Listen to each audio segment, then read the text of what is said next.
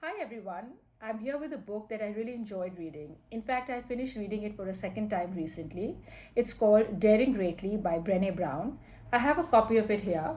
It says on the cover, How the Courage to be Vulnerable Transforms the Way We Live, Love, Parent, and Lead.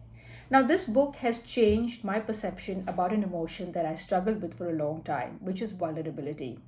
I never liked putting myself in situations where I felt vulnerable, whether it was having a difficult conversation with a friend or putting across a creative piece of work. Brown has explained this very well. She says vulnerability is facing emotional exposure, risk, and uncertainty. She says the reason we are here is to feel a sense of love and belonging. But to feel that love, we need to show ourselves deeply and honestly, which means we need to show our vulnerable sides. She conducted thousands of interviews and came across people who had that sense of love and those who struggled with it. And the only difference between the two, she says, is those who had the sense of love, they believed they were worthy of it. And they followed three practices which enabled them to feel worthy. The first is they were courageous.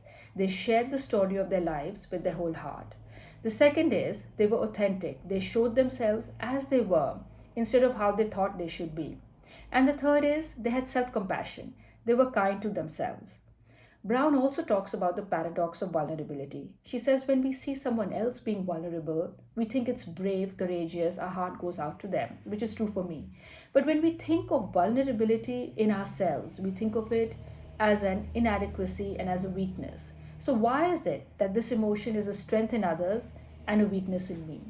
She advises entering the arena, embracing your vulnerability, ready to show yourself as you are. And she says if we don't do it, then we squander many opportunities to build relationships and at work.